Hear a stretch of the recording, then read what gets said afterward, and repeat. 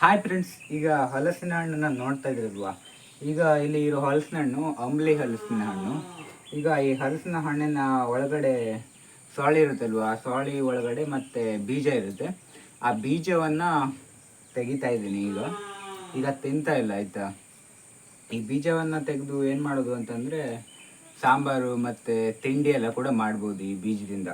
ಈಗ ಈ ಹಲಸಿನ ಹಣ್ಣನ್ನು ಕೊಯ್ದು ಬೀಜವನ್ನು ತೆಗಿಬೇಕು.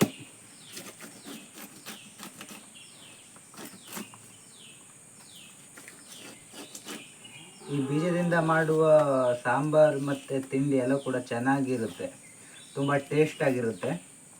ಅದರಿಂದ ಈ ಬೀಜವನ್ನು ಈಗ ತೆಗಿತಾ ಇದ್ದೀನಿ.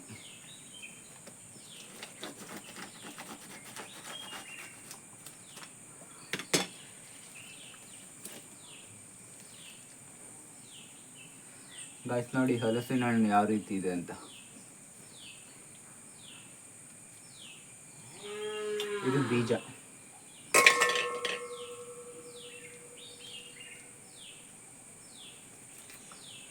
ಫ್ರೆಂಡ್ಸ್, ಹಲಸಿನ ಬೀಜದಿಂದ ಏನೆಲ್ಲ ತಿಂಡಿಯನ್ನು ಮಾಡ್ಬೋದು ಅನ್ನೋದನ್ನು ನೆಕ್ಸ್ಟ್ ವಿಡಿಯೋ ಮಾಡಿ ಹಾಕ್ತೀನಿ ಆಯಿತಾ. ಮಾಡಲಿಕ್ಕಾದರೆ ಮಾಡ್ತೀನಿ.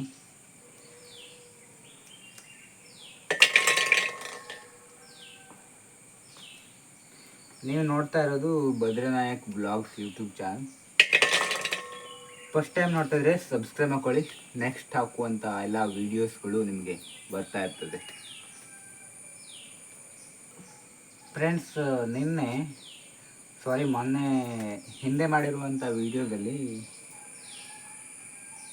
ಕಳ್ಳಿ ಪುಡಿಯನ್ನು ಯಾವ ರೀತಿಯಾಗಿ ಮಾಡೋದು, ಕಳ್ಳಿ ಬಾಜಿಯನ್ನು, ಬಿದಿರು ಗಿಡಕ್ಕೆ ಕಳ್ಳಿ ಆಗುತ್ತಲ್ವ, ಅದರಿಂದ ಬಾಜಿಯನ್ನು ಯಾವ ರೀತಿಯಾಗಿ ಮಾಡೋದು ಅನ್ನೋದನ್ನು ವಿಡಿಯೋ ಹಾಕಿದ್ದೀನಿ.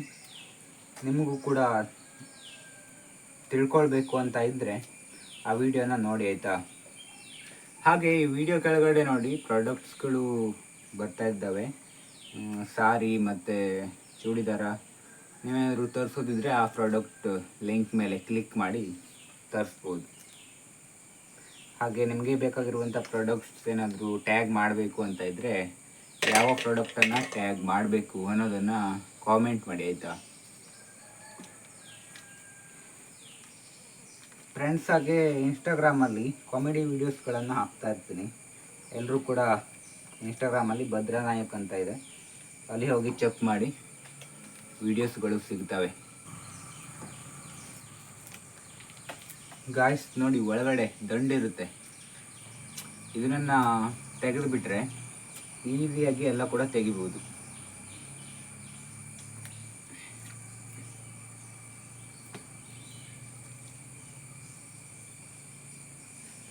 ಹಾಗೆ ಇದನ್ನು ತೆಗೆದಾದ್ಮೇಲೆ ತುಂಬ ಅಂಟಿರುತ್ತೆ ಕೈಗೆ, ಅದನ್ನು ಎಣ್ಣೆ ಹಾಕಿ ತೆಗಿಬೇಕಾಗುತ್ತೆ.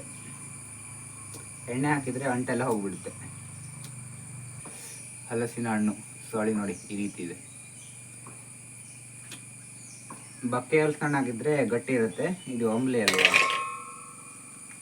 ಫ್ರೆಂಡ್ಸ್, ನೀವು ಹಣ್ಣನ್ನು ತಿನ್ನೋದು ಬಿಟ್ಟು ಬೀಜವನ್ನಷ್ಟೇ ಯಾಕೆ ತೆಗಿತಾ ಇದ್ದಾನೆ ಅಂತ ನೋಡ್ತಾ ಇದ್ದೀರಾ. ಈ ಹಲಸಿನ ಹಣ್ಣು ಮಳೆ ಬಿದ್ದಿರೋದ್ರಿಂದ ಸ್ವಲ್ಪ ಕಡೆ ಕೊಳ್ತೋಗಿರುತ್ತೆ, ಹಾಗೆ ತಿನ್ನೋಕ್ಕೆ ಅಷ್ಟು ರುಚಿಯಾಗಿರಲ್ಲ. ಆದ್ದರಿಂದ ಇದನ್ನು ಹಣ್ಣನ್ನು ತಿಂತಾ ಇಲ್ಲ, ಬೀಜ ಅಷ್ಟೇ ತೆಗಿತಾ ಇದ್ದೀನಿ.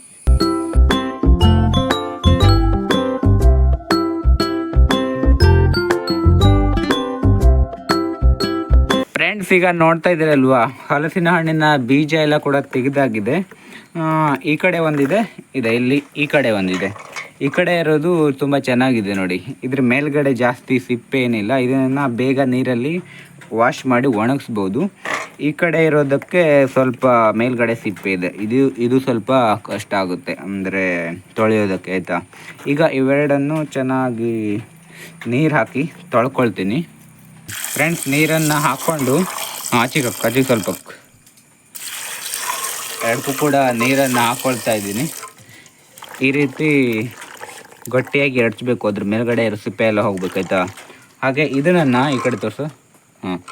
ಈ ಕಡೆ ಇರೋದು ಜಾಸ್ತಿ ತೊಳಿಬೇಕಂತ ಏನಿಲ್ಲ, ಅಂದರೆ ಸಿಪ್ಪೆ ಇಲ್ಲ ಅಲ್ವಾ.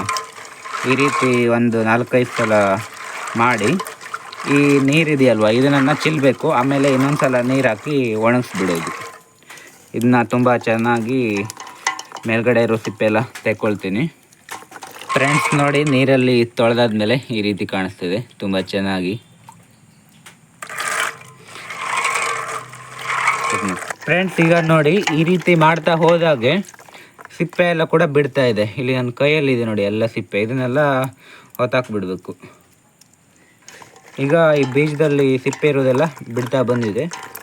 ಇದು ಸ್ವಲ್ಪ ಹಣ್ಣಾಗ್ದಾಗೆ ಹುಟ್ಕೊಂಡ್ಬಿಟ್ಟಿದೆ ಒಳಗಡೆನೆ ನೋಡಿ, ಮೂಕೆ ಬಂದಿದೆ ಈ ಎಲ್ಲ ಬೀಜಗಳಿಗೆ. ಫ್ರೆಂಡ್ಸ್ ಈಗ ನೋಡ್ತಾ ಇದ್ದೀರಲ್ವಾ, ಚೆನ್ನಾಗಿ ತೊಳ್ಕೊಂಡಾಯಿತು. ಈಗ ಇದನ್ನು ಒಣಗಿಸೋದಕ್ಕೆ ಹಾಕಬೇಕು. ಒಣಗಿಸೋದಂದರೆ ಜಾಸ್ತಿ ಒಣಗಿಸೋದಲ್ಲ, ಇದ್ರ ಮೇಲ್ಗಡೆ ಹಸಿಯಾಗಿದೆಯಲ್ವಾ, ಈ ಹಸಿಯಾಗಿರೋದಷ್ಟು ಒಣಗಬೇಕಷ್ಟೇ. ಮೇಲ್ಗಡೆ ಜಾಸ್ತಿ ಒಣಗಬಾರ್ದು. ಜಾಸ್ತಿ ಒಣಗಿಸಿದ್ರೆ ಜಾಸ್ತಿ ದಿನ ಬರೋದಿಲ್ಲ, ಹಾಳಾಗಿಬಿಡುತ್ತೆ. ಆದ್ದರಿಂದ ಇದ್ರ ಮೇಲ್ಗಡೆ ಈಗ ನೀರಿರೋದ್ರಿಂದ ಆ ನೀರಷ್ಟು ಒಣಗಬೇಕು. ಮತ್ತು ಇದು ಒಣಗದಾದ್ಮೇಲೆ ವೈಟ್ ಕಲರ್ ಆಗುತ್ತೆ. ಈಗ ಸ್ವಲ್ಪ ಬೂದ್ ಕಲರಲ್ಲಿ ಇದೆಯಲ್ವಾ, ಪೂರ್ತಿ ವೈಟ್ ಆಗುತ್ತೆ. ಆವಾಗ ಇದನ್ನು ತೆಗಿಬೇಕು ಆಯಿತಾ, ಒಣಗಿಸೋದಕ್ಕೆ ಇಡಬಾರ್ದು. ಅದಾದಮೇಲೆ ಯಾವಾಗ ಬೇಕಾದರೂ ತಿಂಡಿ ಮಾಡಿಕೊಂಡು ತಿನ್ಬೋದು ಆಯಿತಾ. ಫ್ರೆಂಡ್ಸ್, ಇಲ್ಲಿಗೆ ಒಂದು ವಿಡಿಯೋನ ಮುಗಿಸ್ತಾ ಇದ್ದೀನಿ. ಮುಂದಿನ ವಿಡಿಯೋ ಮತ್ತೆ ಸಿಗೋಣ. Thanks for watching. Bye bye.